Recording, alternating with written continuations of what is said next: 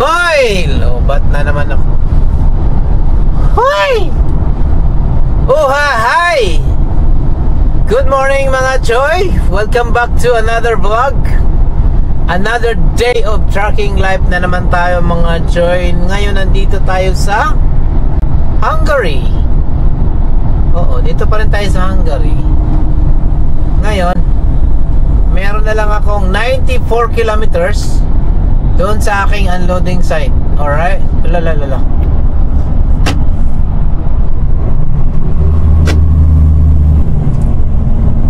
If you're new on my channel, please don't forget to subscribe, like, and comment, and hit the notification bell button for more updates sa ating mga videos. Alright? Wow, vlogger na dating mga Choy. Oh, hi! Ayan, kumusta Mas mga amigos, tuloy natin yung biyahe natin. Kahapon pa tayo tumatakbo. Ngayon, oo,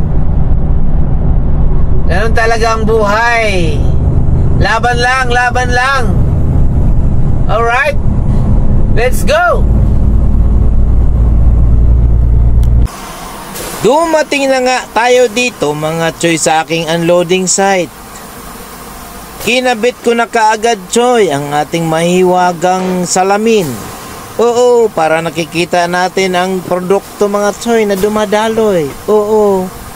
Pagkatapos yan mga Choy, sinunod ko na nga itong mabigat na hose mga Choy. Oo, mabigat yan. Kaya naman medyo nahirapan si pobreng biyahero dyan mga Choy. Oo, sinuksok ko na kaagad mga Choy. Baka tirahin pa ng iba yan Choy. Tinira ko na pambihira are.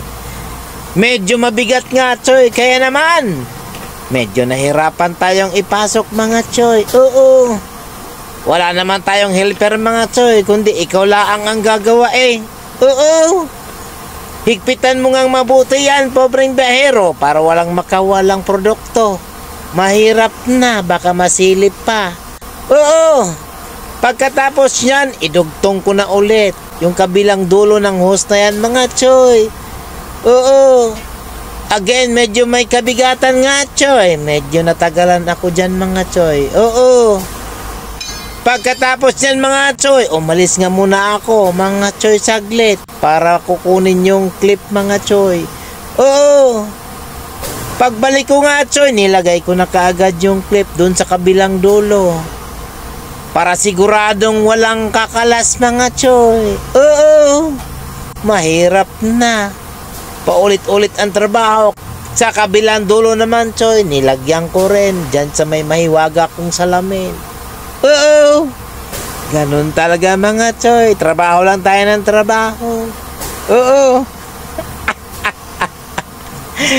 Pagkatapos nga niyan Choy, hinigpitan ko ng mabuti. Oo, sabi ko nga mga Choy, mahirap magkarga ng hangin kapag singaw yung silo mo. Oo, yan ang turo sa akin ni Manuel Ramos at ni Gilbert Maglalang. Oo, sinunod ko lang kung ano yung mga turo nila. Oo, sabi nga ng iba, hindi raw ako matututo. Oo, lahat naman ng bagay ay pwedeng pag-aralan mga Choy. Oo, kinuha ko na nga aking CCTV mga Choy para puntahan ko.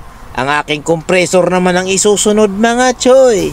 Oo, dahil hindi naman bababa yung produkto kapag walang compressor. Oo, hinugot ko na nga sa baol ang isang hose mga Choy para sa compressor natin mga Choy.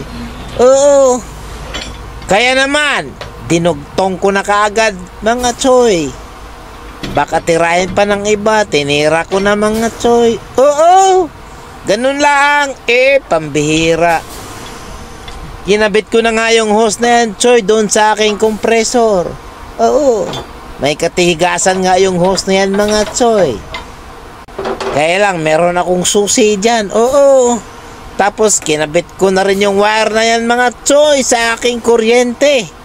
Kinuha ko na nga rin yung mahiwaga kong stick para pang ipit dyan mga Choy dahil maluwag nga yan. Oo, Pagkatapos, dinouble check kong mabuti mga choy kung talagang mahigpit na. Oo. Para walang palpak mga choy. Bumalik na nga agad ako mga choy sa likod. Oo. Para ibaba yung landing gear niyan mga choy. Pagkatapos may ibaba yung landing gear mga choy, tinaas ko na kaagad yung silo. Oo, para umpisahan na natin mga choy. Bago ko nga paanda rin yung compressor mga choy, kailangan itaas ko muna yung ating silo. Oo, para yung produkto nakaumang na. Oo, dyan sa bungad. Oo. Kaya naman mga choy, ganyan lang ang pag-operate ng silo. Oo. Sana may natutunan kayo mga choy. Oo. Kung wala, bahala na mga choy. Oo.